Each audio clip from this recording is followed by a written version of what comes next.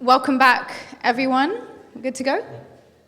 Fantastic. So this panel's on international humanitarian law, disinformation, and counter-media narratives in warfare. And we have an incredible panel for you guys today to discuss this.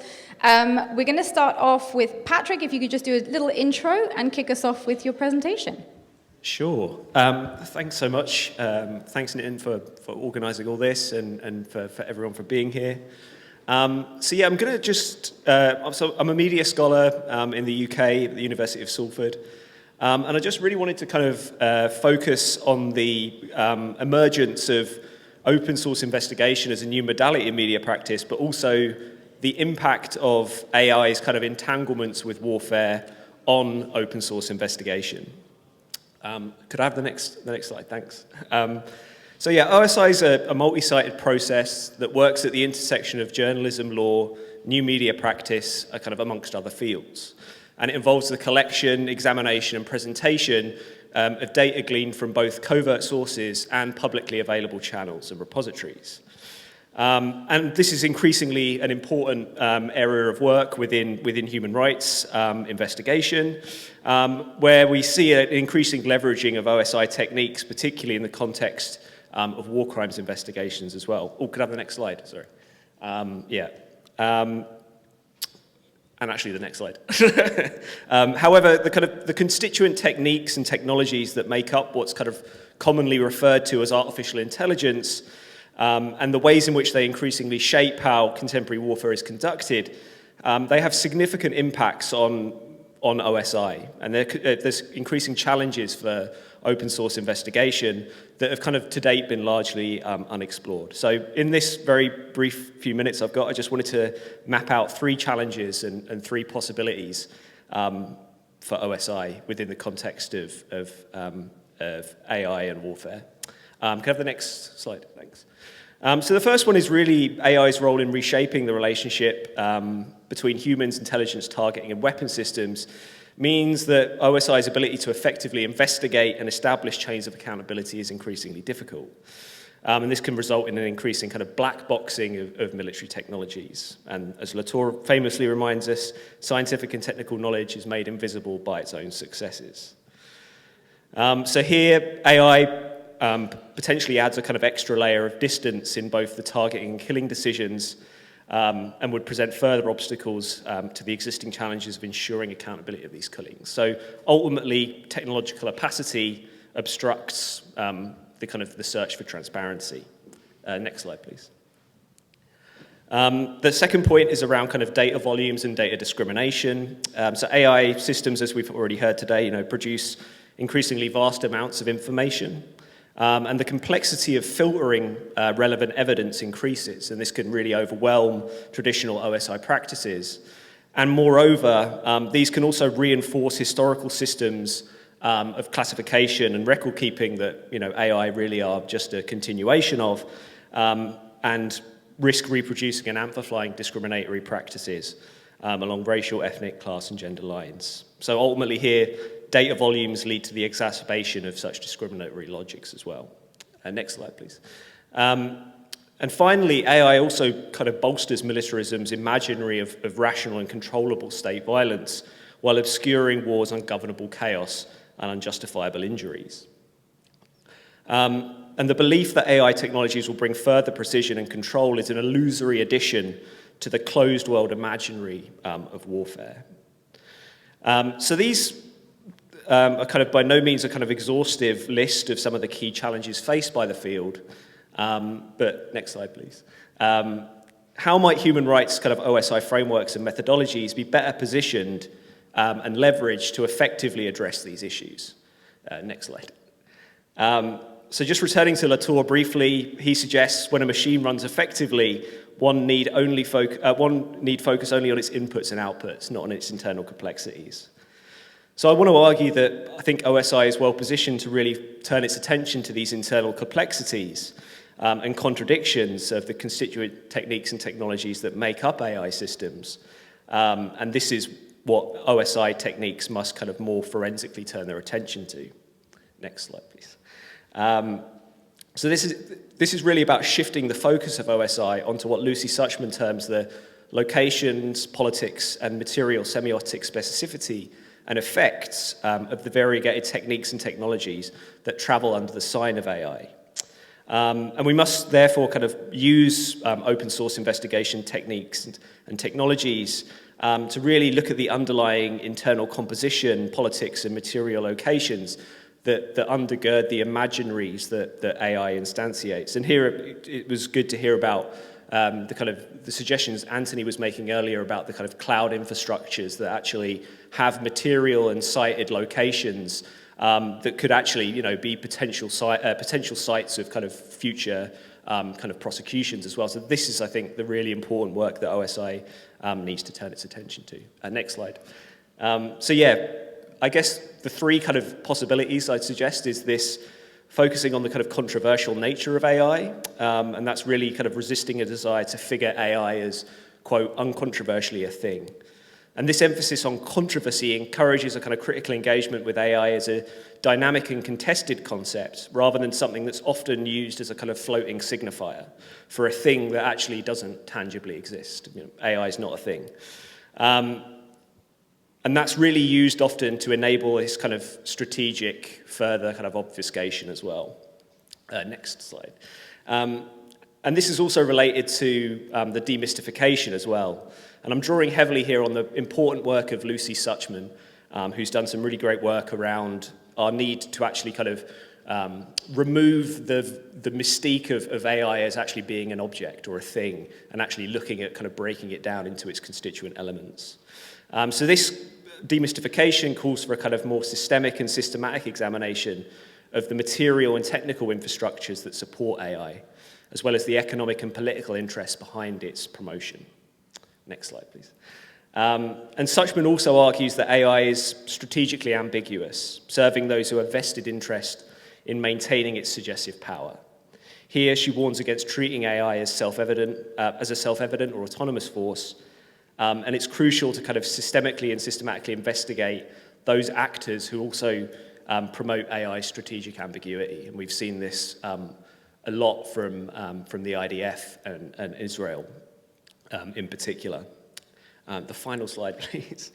So there's this real need, I think, to strategically utilize OSI practices to examine and expose the internal complexities of AI imaginaries through an examination of its locations, politics, and material semiotic specificity that Suchman argues for. And I think this can help to make transparent its kind of strategic obfuscations, but also its violent operations. And this kind of shift, I think, in OSI methods can really help to take us inside the technologies that have a kind of particular black boxing logic behind them to more effectively understand how human rights are violated through such imaginaries and processes as well of accelerated automation. Thank you. Thanks very much. Megan, over to you. Just say a few words for those who haven't obviously heard the previous panels. Yeah, I think Airwars might not be known to the audience, which is great. But I'm Megan. I am a policy specialist at Airwars, where we monitor civilian harm using open source information. So we very much look at the information that civilians themselves are reporting from the ground. So often when civilians are harmed themselves or they lose their loved ones, they'll document very well what has happened through photos and videos. And so we gather all of that and put it in one place to make it easy to access for those who are seeking accountability and transparency, and those doing investigations as well. I do think it's important to note that civilians really are very good at documenting this stuff. And so I don't want to underestimate just how much information there is out there when you start looking for it. As a policy specialist, I don't actually do investigations or research myself. I feel a bit like I'm disappointing, but I'm very happy to put you in touch with anyone in my team if you're interested to hear more about those kind of aspects of our work. But I focus much more on the policy aspects of trying very much to bring a lot of lessons about civilian harm, especially to the US, the UK, and the Dutch militaries and governments, because they were the ones involved in particular with Operation Inherent Resolve against ISIS in Iraq and Syria. And that's kind of where a lot of our work comes from. So that's a huge part of my focus at the moment.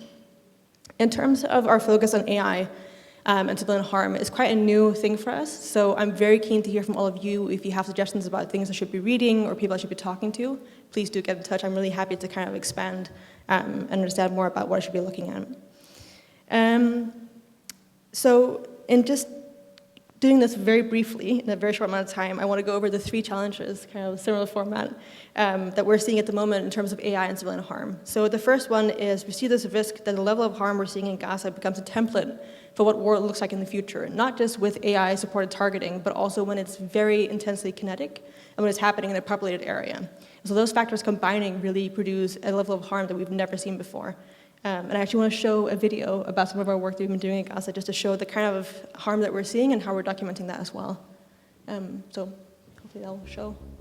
In the past year, Israel has released more videos of airstrikes than perhaps any military in the history of warfare. More than 1,300 grainy clips of strikes in Gaza have been posted on social media. They show only a fraction of the tens of thousands of strikes conducted by the Israeli military since October 7th.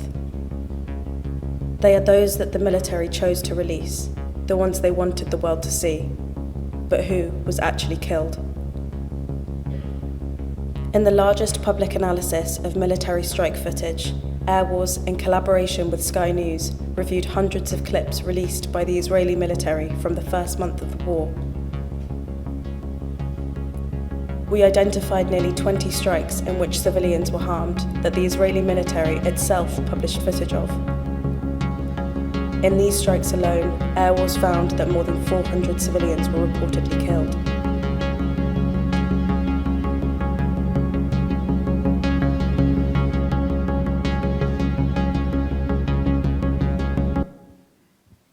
Great, thank you.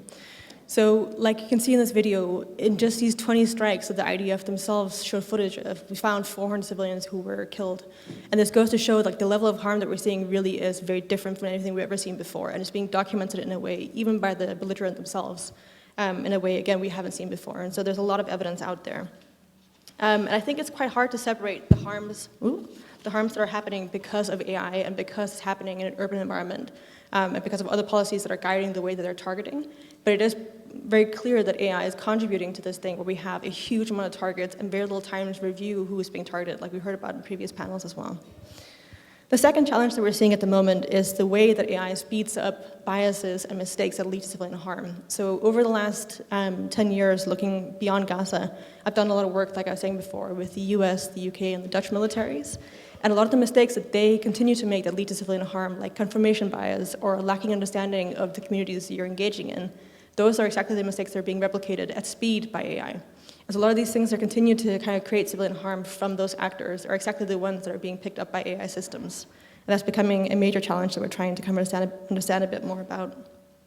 And finally, the third challenge we look at a lot at the moment is what is being used to train AI when you're doing targeting, especially when it comes to how you mitigate harm to civilians. So we know that even the militaries we've been engaging with over the last 10 years that have in many ways improved are still really far from being able to go to war without harming civilians, and probably never will. And so there's not really much material available to train AI systems on how to do civilian harm mitigation well, because it hasn't been done well so far. And when we talk to militaries about this, they often talk about synthetic scenarios and like using war games as a way to kind of test AI systems and train them on civilian harm mitigation. But we know from our experience that those don't work. And often, like, they're not a new concept. So when you have NATO, for instance, over the last 50 years using these war games as a way to test how you engage in warfare, they often don't know how to include civilians in a meaningful way. And there's not really any cause to assume that AI systems are able to do that in a different way. And so again, that's a challenge that we're looking at. How do we better include civilians, or are they included at the moment at all? So that's it for now, but I really am quite open to input and kind of hearing from all of you, so please do get in touch if you have suggestions for where we should be looking next. Yeah, that's it for now. Thanks very much. Thank you so much. Raina, over to you. Yes, okay, thanks. First, thanks for the possibility to speak here, and thanks for organizing all this. Yeah, my name is Rehak. I'm a researcher at the Weizenbaum Institute for the Network Society. I have a technical background, computer science and philosophy, so my look at the whole issues is based on socio-technical analysis. I look at it from the point of view of tech fictions, the epistemics of automation and AI and power. So, and as a technician, I mainly trust in paper and in Linux. Thank you, Finland. So, yeah. And so the AI narrative, as we've already heard, is quite powerful. In an article, I try to use the term zeitgeist AI, which means AI is sometimes software, sometimes hardware, sometimes algorithms, computers, big data, whatever you have it. And that entails a lot of wrong narratives like agency, objectivity, neutrality, and autonomy. All this is, of course, can be deconstructed easily. Now I want to talk a little bit about disinformation and counter-narratives by AI, and then get to a concrete example of Lavender, talking about, in a way, counter-narratives regarding AI. First, just briefly, this narrative is really strong. It changes the discourse and it changes the reality on the ground. And we all know AI is deeply flawed, heuristics, biased, all that, and it can't meaningfully scale if the results need not be perfect, or if the results are judged individually. That shows that for misinformation creation, it's perfect, because it doesn't have to be correct as well. But sometimes it's also, and we might hear about it later, for misinformation detection, when it's judged on an individual level and just used for sifting through data. The problem here is also an Intercept report from October recently also discovered that the Pentagon now wants to use AI to create deepfake users to drive narrative. Of course, that doesn't help the narrative of goodwill, good faith actors. But now let's get to the false narratives regarding Lavender, because this is a really nice example to somehow point to wrong and maybe counter-narratives, pointing to counter-narratives. The Lavender discovery was published by Yulia Abraham in the 972 and local call publication. That was the same publication where Is Daddy and also Gospel was revealed. The basis for this reporting was anonymous interviews and also whistleblowers from within the IDF. So just to how to judge those outcomes. And our approach, as you see behind now, what I'm saying is based on the publication there, is somehow historic and technical plausibility. Historic plausibility means what has been reported there, is this somehow a continuation, and we see it is from the drone wars in the US and Waziristan, etc. And also technical plausibility, it helps a lot to have a technical background to see how valid actually the claims are, especially given the situation of a total asymmetry and total surveillance, so the availability of data with a transparent battlefield. So what we know from Lavender has been said a little bit, but I just want to make it concise and explicit. So every person in Gaza gets a score from 0 to 100. It's kind of the Hamas score, if you like. And above a certain threshold, people become targets, and then this will be fed into airstrikes, into the Where's Daddy system to decide when people are at home, and then airstrikes hit. So the system is a whole system. We don't look at the drones, or we don't look at the strikes, but it has to be seen as one system. So what we know from the revelations, from the reporting, is that for lower Hamas operatives, 15 to 20 civilians are acceptable to be hit by a strike. For higher Hamas operatives, 100 civilians are acceptable. So that means for every 100 targets, 1,500 to 10,000 civilians is acceptable within the system. So that means, first, even if, and I think Sarah pointed out really nicely that the assumptions already who's a Hamas operative is totally made up and needs to be scrutinized. But even if we take the argument, those are all valid target, whatever that means, even then, for 100 targets, it's 1,500 to 10,000 civilians is acceptable, that's programmed into the system. And another effect that has been used and reported on is, if I have the target score and I have a threshold, and maybe it's not even end of the day and I still have some missiles left, I can just lower the threshold to get new targets. And this has been done repeatedly when there was still, still something to do, but all targets were hit already, to just lower the threshold, and then new targets come out of the system and then continue bombing this. This is what the system has been designed to do. Exactly. So it works as intended, and now we see that the responsibility for the system should not be moved to the person who pressed an actual button or to the person who had 20 seconds time to evaluate. Speaking of human in the loop, but of course this is a deliberate military decision, and closing it, there are 4 takeaways, I think. First, AI as the black box where we don't know what it does is the smallest part of the system. It's maybe image recognition, all this. The rest is totally known. We know how it's designed. We know what's supposed to do. And if it doesn't do what's supposed to do, then it will not be used. That's why talking about it like AI and black box, it is talking the narrative of the people who do not want to talk about the insides.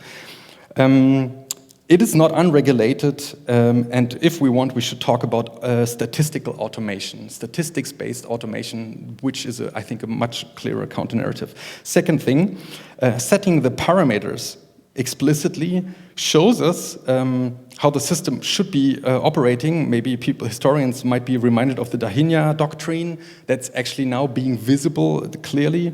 The problem here, as I would like to express, is not bias. It is that it does what it should do. And the configuration itself, if you look at the whole system, designs what kind of system it is. You could also say for every target, we accept 0 casualties, and then there might be no targets coming out of it. Then it does what it should be doing. The third one is this new function, give us 10,000 targets per day. This is a new function that could not be done by doing this on paper. How valid and how aligned this is with humanitarian law, with any kind of international law, that's up to the lawyers to decide. And fourth point, if we want to have some counter-narrative, the narrative should be, it's something like dirty bomb, cluster bombs, something really, really basic. It's not smart, it's not AI. At least that's a useful counter-narrative. And this is how we should talk about such systems. Okay, thank you. Thanks very much. Now we're going to hear from Yulia, who is joining us online from Ukraine. Hi everyone, thank you for inviting me. I'm happy to be here with you today, even online from Kiev, from Ukraine. Unfortunately, I have 2 long roads today from Kiev because of absence of airlines connection. But I would be happy to continue this topic of AI through the point of view of propaganda and ability together with AI scale the number of content and actually make it cheaper and reduce its cost. And here in Ukraine, we actually, since 2014 at least, we continue battle against Russian propaganda. And after full-scale invasion, together with the rise of generative AI, we actually face this great problem of great amount of Russian propaganda possible ways. And that's experience of Texty. It's independent data journalism agency in Ukraine. We understood that we are not only actually trying to understand many narratives of Russian propaganda, but actually try to battle algorithms which can help them to disseminate it to Ukrainians, actually. And but the main problem is ability of big tech to work with aggressive speeches, with hate speeches, with actually some propagandist rhetorics against Ukrainians, Ukrainophobic rhetorics. And the main problem is that not all the big tech platforms are interested in transparency and investing into improving its algorithms. And that's why I would be happy to share with you like 2 small examples of our investigations, because we actually did investigation on different platforms. Here I can share my slides. So first of all, first example is about TikTok. TikTok is not transparent at all, and we actually discovered on TikTok a Russian network of more than 2,000 accounts, fake accounts discouraging Ukrainian mobilization with very strange approach. They actually took real videos and added semi-transparent images on it, just to trick TikTok algorithms into perceiving them as original content. And they use the same hashtag, it's not my Ukraine hashtag, and sent to TikTok Creative Center. We found that this hashtag, this bot farm reached at least 10 million views within a week in Ukraine. But this statistics, it actually disappeared half a month later, right after TikTok knew and read our investigation. And it's quite a funny story, just because together with this possibility to count number of views for different hashtags, also disappeared social and political hashtags from this platform, from these TikTok creative centers, which could be helpful for disinformation researcher to do such kinds of investigation, just because this investigation also damaged TikTok's reputation as a badly moderated platform. And it's not only about TikTok story, it's also about story about X or Twitter, or another example, it's about Telegram. And Telegram in Ukraine, for example, it is still the main source of information for more than 80% of people. And it has no moderation at all. And especially no moderation for Russian propaganda. And for today, you can find there any hate speeches or even videos with tortures or murders of Ukrainian military and civilians. And what we did in with our team, we actually tried to use AI against this problem, and we fine-tuned a large language model with almost 10,000 of annotated texts to distinguish the most common manipulative techniques in Ukrainian Telegram. As a result, we identified three groups of manipulation. The first is simply the use of loaded language to add some additional emotions. It doesn't align with journalistic standards, but it's not the worst manipulative techniques at all. The second is the use of so-called brilliant generalizations and the euphoria. To tell Ukrainians, for example, about the great victories on the front lines. It's also not so worst manipulations, but it can bring excessive optimism, and it also can lead to, for example, to disappointment after almost 3 years of full-scale war. And the third one, it's a group of techniques involved spreading fear and doubt about, for example, the Ukrainian government or Ukrainian army. And as you might guess, this is the favorite tactic of Russian disinformers and covert influence operators.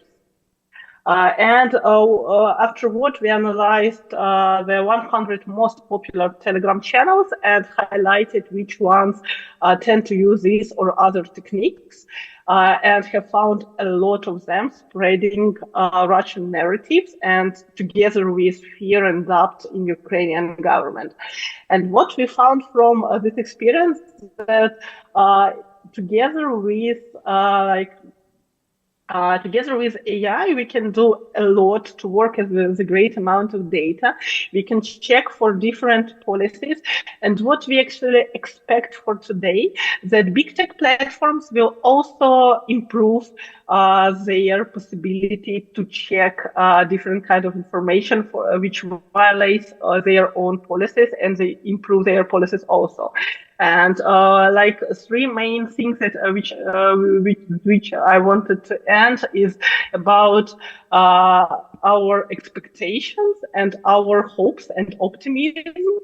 First one, that as civil society, we actually expect platform to be more transparent and to improve their policies, not only against classical forms of violence, but also against online violence, hate speeches, and different types of disinformation. The second one is that we expect the improvement of platforms moderation against the AI-generated content. For example, we investigated TikTok's policies on labeling videos as AI-generated, and they are still not working for Ukrainian channels with aggressive deepfakes.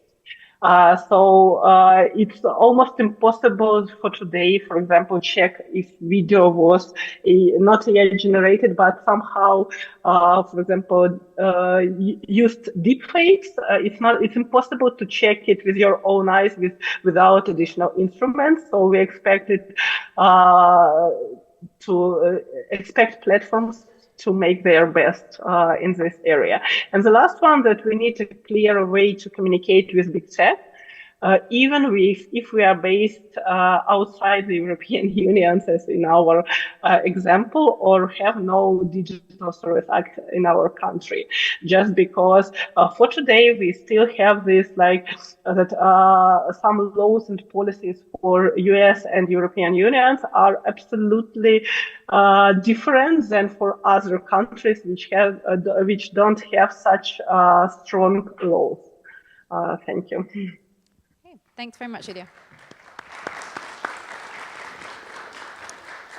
Andreas, over to you.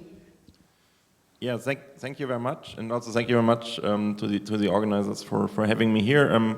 I'm coming from Berlin. I'm working with the European Center for Constitution and Human Rights, ECCHR, and I'm an international lawyer. And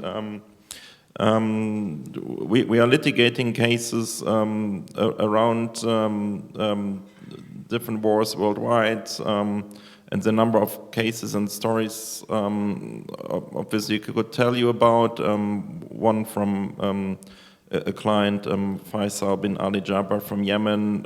In his case, we basically challenged the global drone infrastructure with Ramstein Air Base in Germany being a really significant place for conducting drone strikes in the Middle East by the US in the past 10 years. So that's a case we've done for many years. Or very recent one of the Abu Jadallah family from Gaza, who was killed in end of October in an Israeli airstrike, where we also trying to see at different levels how we can get those before the courts and investigate it. And we assume that also AI was involved in this targeting process. Although even with an intense open source investigation by our colleagues from Mnemonic, we couldn't find any hint whatsoever to any potential military target next to their home and house. So there are a number of cases and stories we are involved in, but as today, there was already quite some reference to more accountability needed, to more law enforcement needed. I'm also happy to speak a bit about that, and we also see the need, I think, for that, because with AI involved in the targeting process, as it has been mentioned in the keynotes this morning, it's been mentioned here that there's the larger scale of attacks. There is a different speed of attacks, and the sheer number is growing. So obviously there's also more need for accountability. I think it's important to understand how the accountability system looks like, where we are at the moment.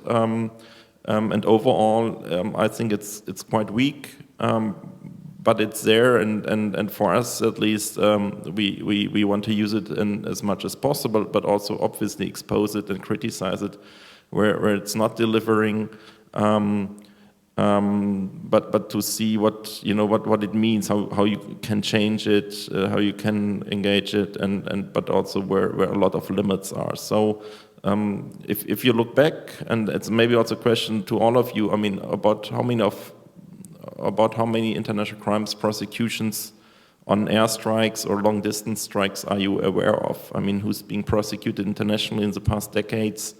And whom of those was responsible for airstrikes or long-distance strikes? I come back to that in a minute. So international humanitarian law. We also heard a bit about that today, and I will not go much more into detail here. I mean, it was, especially in the additional protocols to the Geneva Convention in 1977, it was developed and had some additional rules also concerning airstrikes or long-distance strikes, but it's still quite weak and not really protecting civilians, and you've heard it's quite open to interpretation, and it's also not really enforceable, or it's difficult to enforce. So, and I think there are some reasons. If you look into 1977, who had the power to conduct airstrikes? These were powerful states, not non-state actors or resistance movements. So you also see that in the law reflected, I think, that the powerful states made the law weak at these parts, at other parts, and methods of warfare were also the enemy, so to say, probably also had tools to use it. The restrictions were stronger because it was more. It could also threaten their own soldiers, and I think it's also something that came up today already, that to see it from a victim's perspective, from a perspective of those people living under drones or constant threats from above, you would come to different conclusions when to discuss it and see it from a so-called user perspective. I think where you think it concerns them but not us on this side or the other side, and I think that's an extremely important part to remember in which perspective you're looking into that. So the law was created. I mean, there was no law then, there was some law, but it was still weak already here in power relations between states. It changed a little bit with the International Criminal Court, with international criminal justice coming up the last 20 years roughly. But still, coming back to my question, where do we see prosecutions of airstrikes? There's hardly any. I mean, there were some prosecutions by the International Criminal Tribunal for the former Yugoslavia, the ICTY, on the siege of Sarajevo, where you have long-distance strikes into the city. So there you had some prosecutions. But one crime charge was also an IHL violation on spreading terror of a civilian population. Interestingly, it's a crime the Serbian commanders were prosecuted for, but it's a crime that never made it into the Rome Statute of the International Criminal Court around the same time. Because with that, I think it would be easier to prosecute such attacks on, especially in urban areas and so on. And again, you can ask why it was prosecuted here, but they're not in the Rome Statute. And interestingly, now at least you see that the ICC prosecutor, in the case of Russia and Ukraine, you have the arrest warrant against Vladimir Putin, but you also have had a third and fourth arrest warrant, which wasn't that publicly discussed, against two generals, and that's for airstrikes on, particularly on infrastructure. So it's one of the first airstrikes arrest warrants we've seen. So it will set some precedents, hopefully, in law that that lead maybe to more accountability and prosecutions for long-distance strikes. Also, we see arrest warrant applications for Netanyahu and Gallant regarding Gaza. There are a lot of charges included there, starvation, but also causing harm under the civilian population, directly targeting civilians, and so on. So if this also would proceed, my hope would also be to see more accountability at that level, and that would be much more than we had basically the past 20, 30 years, because if you look back from Kosovo war with NATO airstrikes, the ICTY didn't prosecute those. Iraq war, Afghanistan wars, there were no prosecutions for airstrikes. Also what Airwars documented a lot on the anti-IS coalition strikes with Mosul, Raqqa, whole cities destroyed, no accountability, chemical weapons used by the Syrian regime, Russian strikes in Aleppo, and so on. I mean, in none of the cases, basically, you have criminal prosecutions. And again, the hope is that it changes a bit now, but the law is so weak that prosecutors also shied away to prosecute the cases, because they're really complicated to really prove before courts beyond a reasonable doubt, which is a standard. You need to prove such cases, and the long distance makes it more difficult, and AI involved in targeting likely also makes it again more difficult to really pinpoint accountability to some individuals. And further, I mean, I don't think there are war crimes prosecutors here, but they need to have the knowledge also, and judges as well, basically, if you prosecute a case, and what we're discussing here today, but also on other conferences, is highly complex and complicated. It needs interdisciplinary exchange, which is not always there if you have a prosecutor who should build such a case and then bring it before court convincingly and convince judges with it. So there's also needs some training, I think, on that side to further also have law enforcement basically capable of prosecuting those kind of crimes.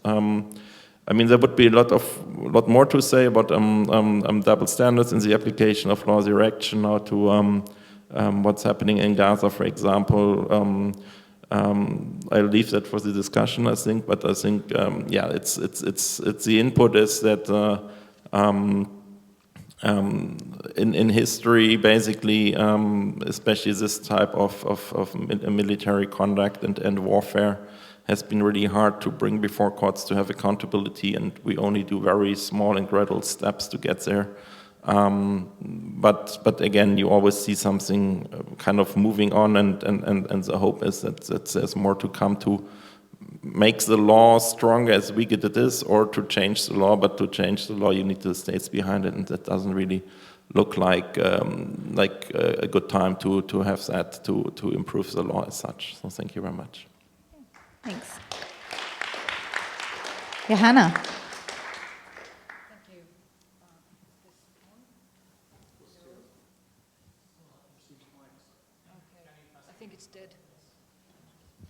Right, we'll try again. So my name is Johanna Vehkoo. I'm a journalist and non-fiction author and a trainer who is specialized in all things misinformation and disinformation and fake on the internet. And also I do training in verification and fact-checking skills, mainly for journalists and journalism students, as I did today. Which is the reason why I haven't been able to follow this conference earlier today, so I do apologize if I'm repeating stuff that's been said here earlier. So I'm speaking here as somebody who is a journalist, so not a scholar, and also I am not a war reporter, but I am specialized in disinformation, and that's the point of view I'm going to talk about. And verification. I think the mic is making a not so nice noise. Okay, so according to the Committee to Protect Journalists, at least 128 journalists and media workers have been killed during the current Israel-Gaza war. And many more have been injured and many more have been arrested. There was a time when, you know, when journalists went to report war and they had this vest with giant letters that spelled press on it, and that would protect them. But now actually it does make them a target. And this marks the deadliest period for journalists since the Committee to Protect Journalists began gathering data on this in 1992. And I have to stress that most of these journalists and media workers were Palestinian. And media companies from elsewhere are, of course, currently unable to send reporters to Gaza because, of course, it's unsafe and also virtually impossible to enter. Now, in comparison, 11 journalists have lost their lives covering Russia's war on Ukraine since the full-scale attack began in February 22, according to Reporters Without Borders. So there is a significant lack of access to the actual field. So this presents challenges for journalism and its audiences in times of war and conflict. But so luckily, as mentioned here before, we do have access to evidence from conflict areas by other means. Namely, we can use OSINT methods, which can be very powerful in that we can research and verify material when we do not have physical access to places.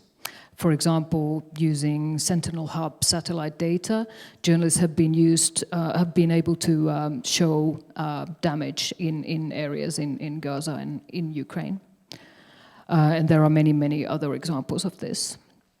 But I do have to say, as somebody who trains fact-checking and verification, there is a significant lack of skill in these verification skills and OSINT skills in Finnish newsrooms. I cannot speak to other countries, but I can speak about Finland. And I also want to note that OSINT methods can also be used to fool people. So you can present fancy maps and satellite images and draw like colorful boxes on them and present them as proof about something because not many readers can actually decipher if this is proof of something or not. So this material can be taken out of context, just like photos and videos can be taken out of context and are done that all the time, which is the most common mode of visual disinformation online.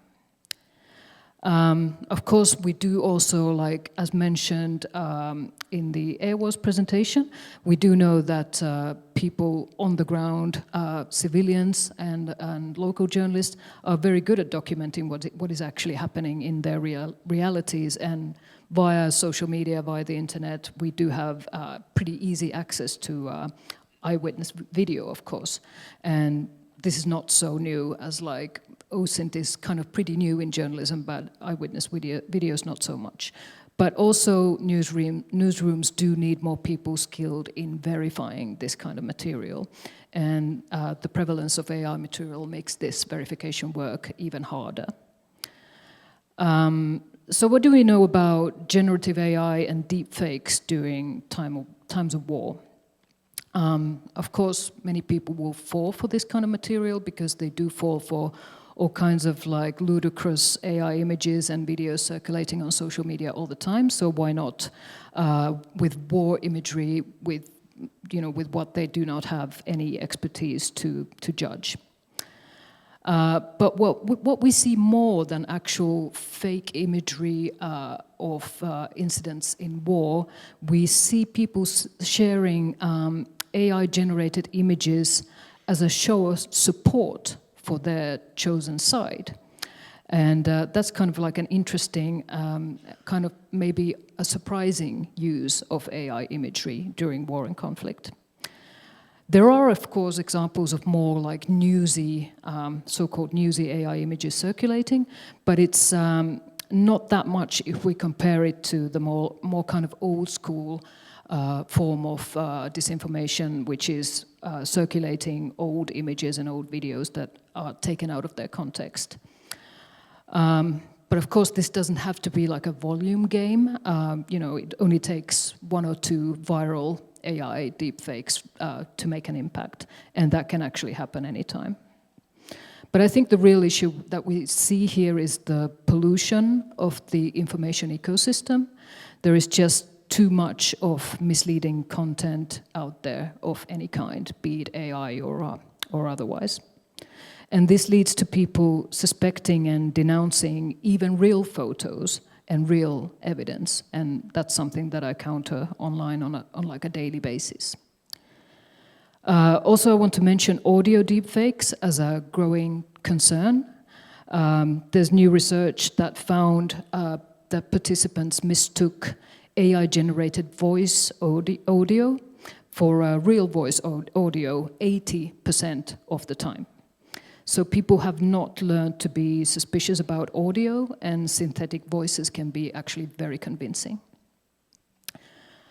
Another point I want to make quickly is that there is now an abundance of unconventional sources of information and analysis of war online. We do, of course, have many armchair analysts of war, and we have war bloggers, but also we have, for example, anonymous Telegram channels who claim to be insiders and in the know of things, and these channels have been used a lot as sources in journalism, even though they do not follow professional standards or accountability. but they have been used as information sources. There's also evidence of covert Russian influence on some of these quite influential Telegram channels that are targeting Ukrainians. Last point I want to make is that media coverage of war is very much dominated by the language of the military. There's like a lot of detailed coverage of weapons and attacks and counterattacks, and very much less talk about human rights, let alone peace, which is a word that I very rarely hear mentioned. And voices critical of all this militarization are rarely heard in the media. And of course, Finnish government has recently cut funding from peace and human rights organizations. Militarism is always at odds with freedom of speech as it prioritizes power and authority. And the press should always be critical of power, but it has huge difficulties in being critical of military power. And I think that when journalism keeps repeating and fortifying this language of the military, it participates in the militarization of our minds. Thank you. Thank you so much. So, Johanna, I'm right in thinking you have to leave us quite soon, am I? I have to leave 1:15 on the dot. Okay, so maybe we'll start with you if that's all right. So I wanted to ask you a little bit about this. We heard Telegram mentioned a few times. We obviously probably are all aware of the arrest of the founder of Telegram in Paris. There was a lot of talk about the fact that, he hadn't provided the backdoor cooperation that governments say that they need for their security. I was wondering, as a journalist, as someone that works in this area, where do you see the balance between the fact that journalists require channels that involve levels of secrecy and opaqueness, to use a word that Patrick had used to refer to AI systems, but simultaneously need to understand the systems in order not to get duped by them? I mean, how do we balance that? Well, yes, that's a difficult one. Well, first of all, I do think that journalists need a lot more training in how to investigate these channels. Most journalists have not even really searched for anything on Telegram and do not know how it actually operates. So, well, there's always a balance in between using, like, for instance, OSINT methods that sometimes actually can present an invasion of people's privacy, because we're looking into, sometimes very private matters of the people who we are investigating. But then on the other hand, we kind of do advocate that these platforms should not allow such a window into people's lives. So there is a balance. Like, we want to present ourselves as the kind of like good cops doing the investigations online, but then on the other hand, these same channels do give the same opportunities to everyone. Nefarious actors as well. So, well, on the subject of nefarious actors, Patrick, I wanted to talk to you about the fact that, so I was recently interviewing, I won't name names, but a Silicon Valley founder of a big tech company, and he was being quizzed by a government minister about regulation. And he sat there and he just laughed at the idea that governments could regulate the tech industry. He just said, come on, let's be honest. You guys are always playing catch up. You're about 1,000 miles behind us anyway, and when you need something, you come to us. Let's not pretend. When we talk about the opaqueness of the systems that have been, in many cases, deliberately constructed as such, are we just forever playing catch up? Is it delusional to think that we can create supranational institutions that actually can regulate these forms of technologies? Or, was he right? I mean, I don't want to hear that he's right, but maybe he was right. Was he right? Oh, you need a mic. Yeah, I think, the question with OSINT particularly, or with kind of, with open source investigation, human rights investigation as well, there's always like this kind of temporal lag, right? And I guess that's also part of the kind of argument I'm trying to make, in a way, is to actually recenter that onto the infrastructures of big tech, particularly, like Anthony was talking about earlier, with the kind of the actual material sites of the like cloud infrastructures that support, the Israeli genocide is really important to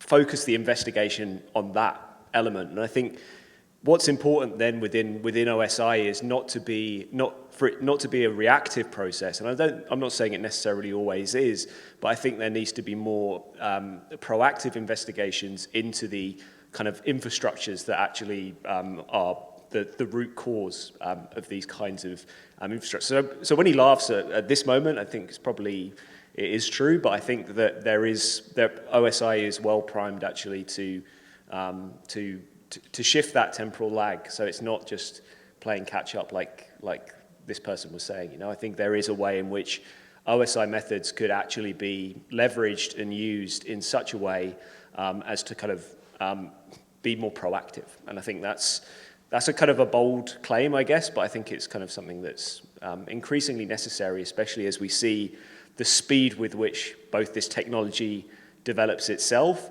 but also the speed with which it enacts its kind of regimes of violence too. So I think as that happens, there needs to be a shift in the kind of methods and practices that are used through OSI, and that also involves much deeper collaborations, I think, between OSI practitioners who are to a certain degree technical experts in certain areas, but also to bring in more kind of data scientists, computer scientists into those spaces to actually work collaboratively. And it's starting. I'm not saying that this is not happening within the field, but I think it can certainly happen more to even incrementally close that kind of temporal lag is crucial within the field. Yeah.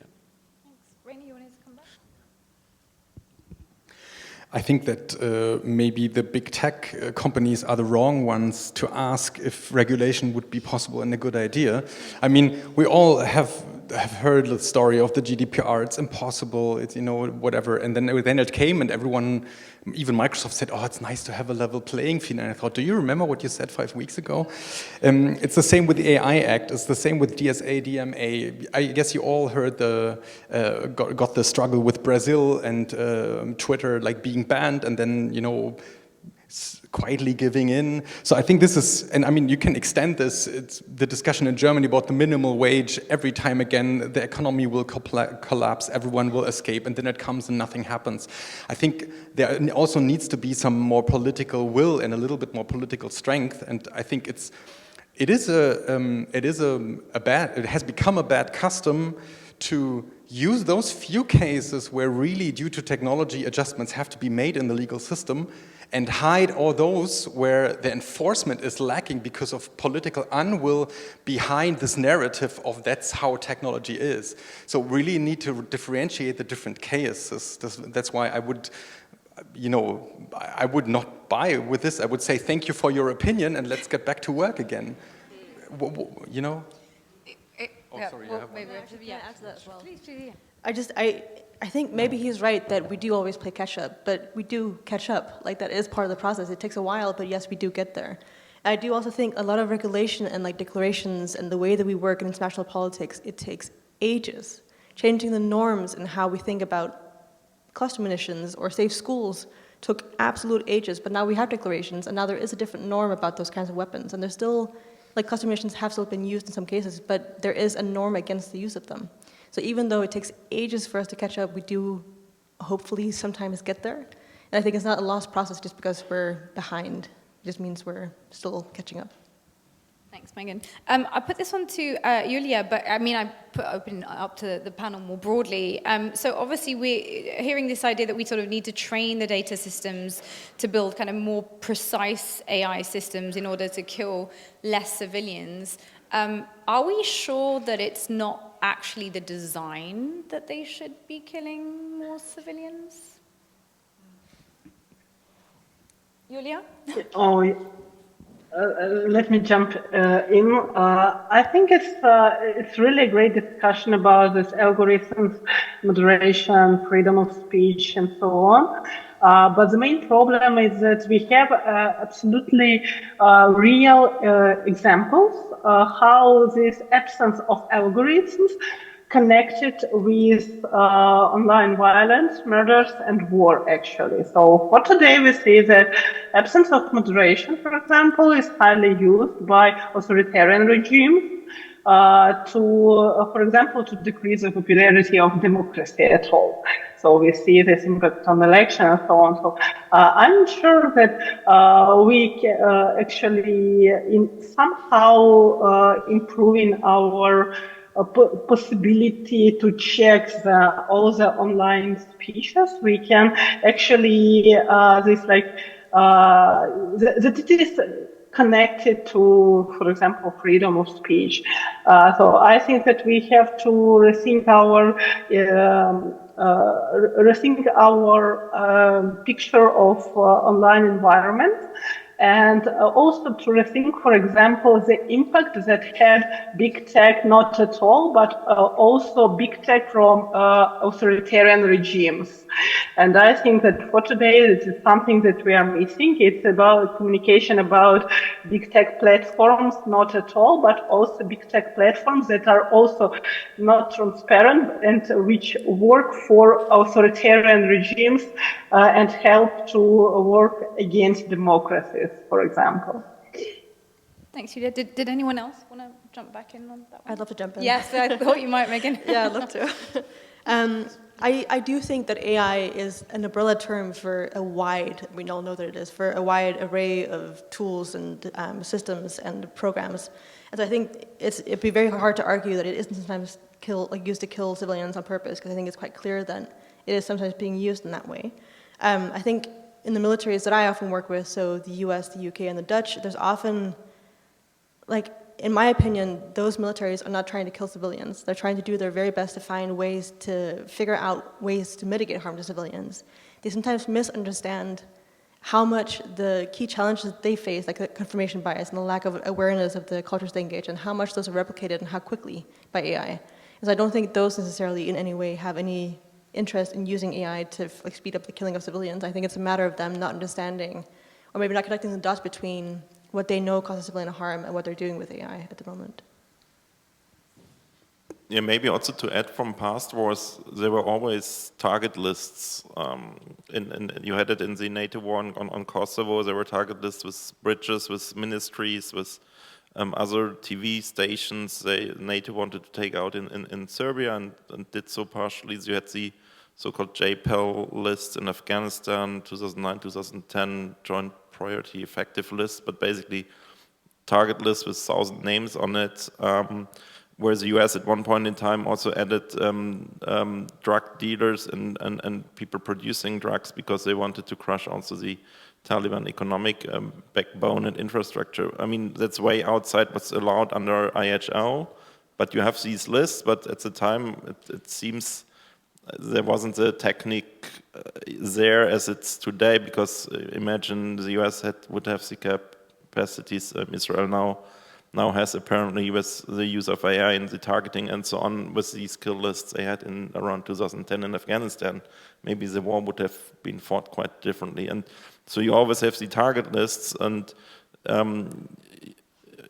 usually there's also some legal advice included in those, but the problem usually then never court approved or never challenged before court, so you only get the opinion basically by the military lawyers, but not so much by others. And that's one problem, because usually they are too far and there are too many targets on that. And if you then use those lists to train an AI for another conflict, you come with these broadening concepts and interpretation. But you could also, of course, I think, do it quite strict. You say, in law, usually you have certain rules and then exceptions to it. So like a hospital, the rule is not to target it, but in very specific circumstances there can be exception to it. But if you train in an AI that this is a protected object, there the AI stops because the exception needs to be verified by a human and by more intelligence and resources. I think you can use AI a little bit, but not for clear targets, so to say. Maybe a tank, if a tank is not part of an exhibition somewhere or something, right? Even there you need to be careful. Or people carrying guns, but even there you also need to be careful because they can also carry guns for different purposes. So I guess it's a lot how you restrict it and how you train and so on the AI. So I think there are enough examples how you could do it differently, but the past 20 years of conflict shows us that in each and every conflict there were problems with IHL rules and then targeting processes, target lists, and all of that, and then now they were basically executed. Yeah, of course. I think concerning this question, I guess for international legitimacy reasons, probably no one will explicitly say into the camera, this is what we're doing now. I just want to say that maybe underline again with the Lavender publication, we saw that the time of kill lists somehow is over, and we switched to, at least in this context, to like a total map of the whole population, and then say we still have some bombs left, so we lower the threshold. So in this sense, I think there is a certain way of thinking about target civilians, which I think, if you come to I'm not a lawyer, to the basic understanding what it means to reason the harm you're doing, and then we look at the automation threshold lowering, getting 200 more targets and bombing them. There is a certain way where I would say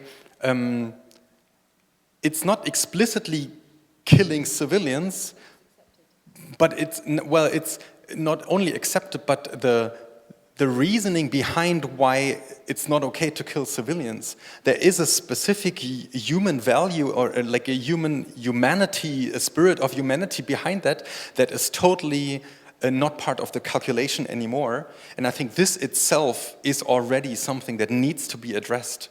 You just look at an Excel table and this is all lives. So making it an Excel table itself, that's already something we really need to discuss. I say this as a technician loving Excel table. Not Excel, but you know what I mean, databases, exactly. So, but there's something weird we still need to discuss further. That's such a beautiful point. Thank you. I'm going to open it up for Q&A. Yes, please raise your hand so we can come over to you and hear your wonderful questions. Where do you want to go first? Oh my God, there's so many hands. I'm going to just have to... Whatever is easiest for you. Who was first? Questions because we only have 5 minutes. One. So, sorry. Officially. Thank you. Yeah, so thank you for your talk. So I'd be curious to hear about concrete policy proposals with regards to AI that you are in favor of, especially if there is something where there's a consensus in your field that this kind of thing would be good, but not much progress has been done. There hasn't been much progress in implementing it.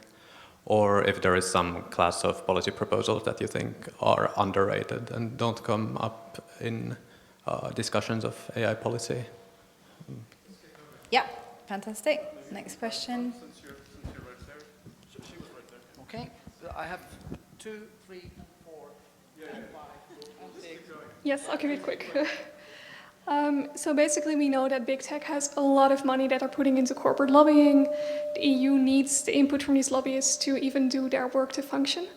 How do we marry those two thoughts together to still have a world in which we can effectively legislate big tech, but then we still require their knowledge? Like, what are your thoughts on that?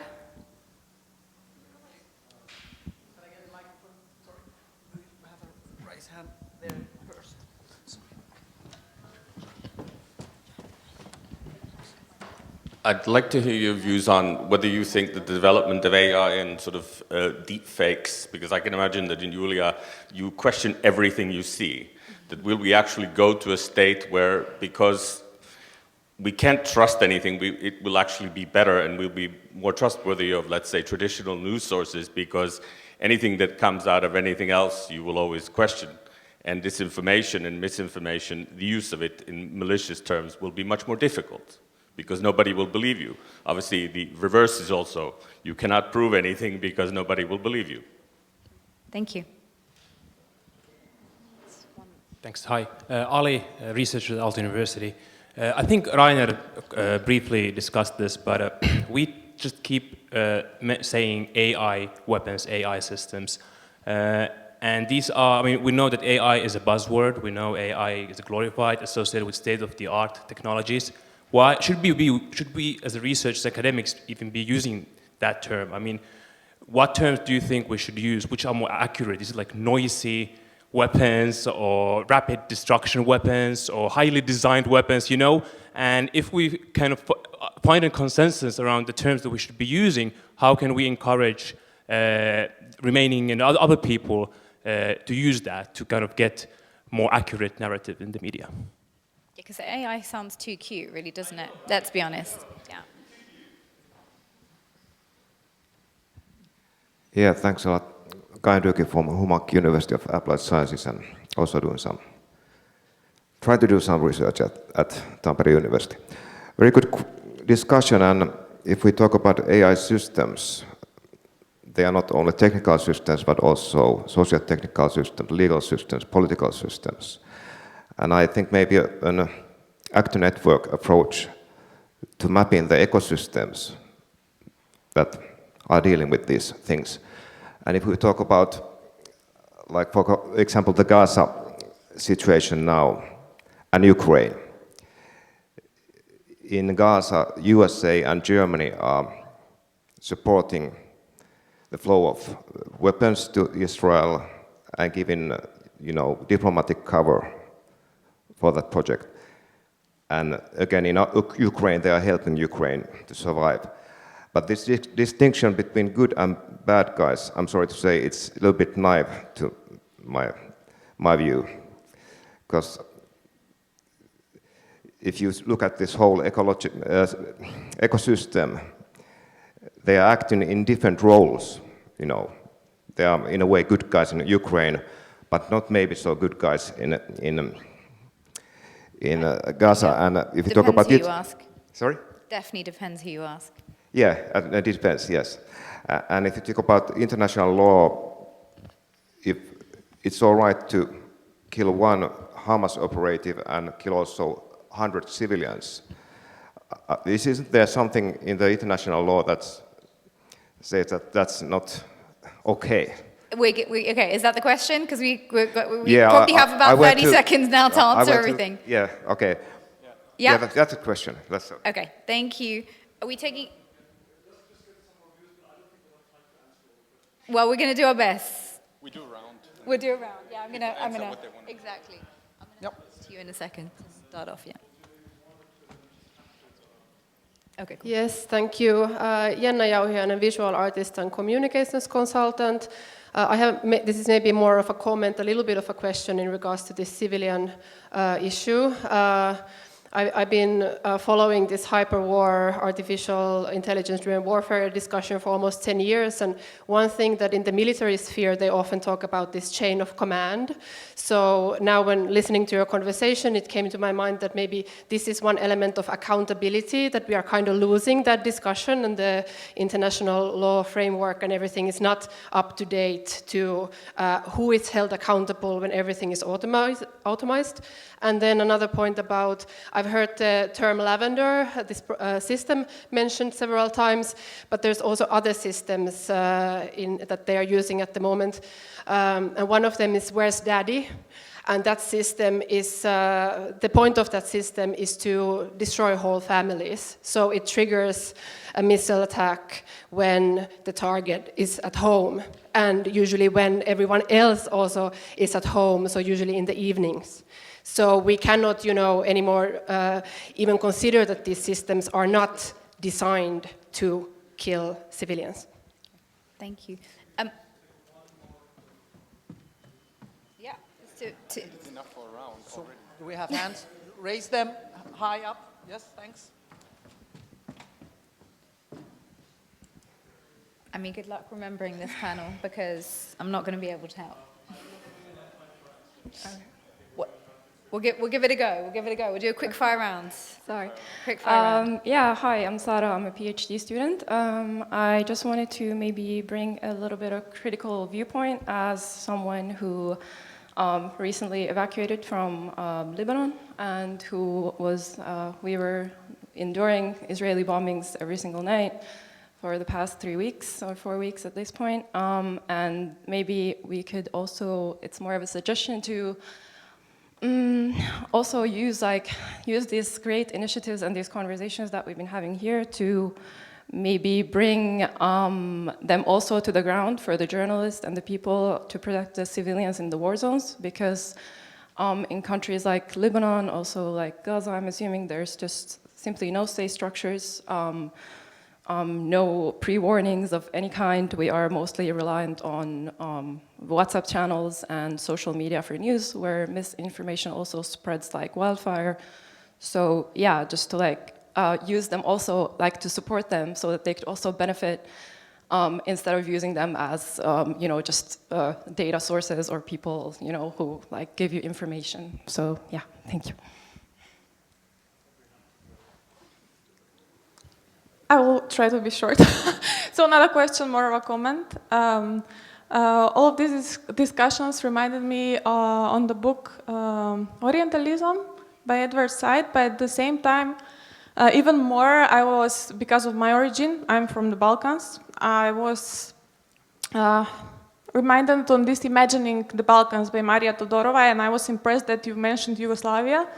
I was wondering whether someone still remembers what happened there, because I don't think that war, it's all about blood and things like that. I think that that's still going on. I mean, the Balkans are still a territory where you have this, like a third country where NATO and Russia are measuring their forces, and you can experience it every day, on a daily basis, like in education, everywhere, in the law, everywhere, that there is no law. Like when we are not talking about two different nations, we are talking about political parties. Like they cannot, when there is a crisis, they cannot talk to each other in a normal way. They need to, ambassadors from the United States, from Britain, from Germany need to sit with them in order to be able to do that. And speaking about the good and the bad guys, I just need to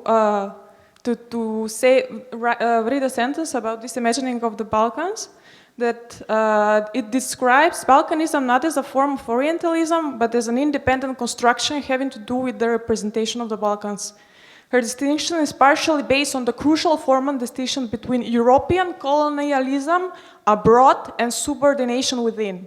In her view, contrary to the Orient, which serves as Europe's popular opposite, Balkan is Europe's the other within, in an interstitial position of being neither here nor there. And this book is particularly written in the period of the Yugoslav wars as a response to stigmatization of the region, stigmatization initiated from an Eurocentric position that attributed to the Balkans a fatality of incomprehensible conflicts and barbarism, and therefore a non-European position. Okay, thanks. Thank you. Absolutely have panel. Are we going to the panel? Okay. Godspeed. And it's going to be a 30-second, sound bites. Let's try. Okay, so if I don't answer your questions, it's not because I don't think they're important, because I really appreciate every single one. Quickly on the good guys, bad guys, I think maybe I was the first one to use those terms. I very much did this as I was saying, and I'm not sure if everyone saw it, but I went on the record that I did not mean that there are good guys and bad guys, because there are not. On the regulations that we're all kind of rooting for in terms of AI, I think what I would say is, first of all, there's a really interesting process going on, like Jess was saying before, at the UN level. The other thing is, I think there's a lot of domestic legislation and regulation within countries that they can use for AI that weren't built for AI specifically. So in the US, for instance, when they talk about civilian harm mitigation and all these new policies they have, they can apply the same principles when they use AI. They don't necessarily need to build like a whole new regime for how they apply AI in warfare, because they have regulations. They just need to apply them to AI as well. And then the question from up there about how to operate when everything is questioned, and how do you even begin when everything is being like dragged into being questioned. That's often something we deal with from the states, saying they can't review open source because everything is questionable. And our response is always, yes, it's hard, you still have to do it. And there are mechanisms that we can use. There's geolocation, there's using triangulation, so having more than one source at the same time. There's plenty of tools we can use to kind of verify information. It's just a matter of applying those and not giving up before we try. I'll just reply to one question from over here about, I think I guess in a way I'll address this in relationship to kind of OSI practices, but we see a huge, huge kind of geographical imbalances in, where these investigations are cited and who conducts these investigations and also on whom. And we've really got to consider how that's a deeply extractive kind of relationship and reinforces particular dynamics. And I think one of the really important things is actually to try and shift that balance, right? So that actually OSI investigations and the forms of accountability and justice that come out of them are created by communities as well. And I think that's a really kind of crucial element for the future of OSINT practices, is they're not kind of global north dominated, they're actually global majority dominated, and that's obviously a very incredibly hard task, but it's not an impossible one to actually realign those kind of geographical disparities so that forms of justice and accountability aren't filtered through just Western-centric legal frameworks, but are actually created by communities and for communities as well. Do you want to go for it, Andreas, and then I'll... Reino, off you go. Oh, okay. Yeah. All right.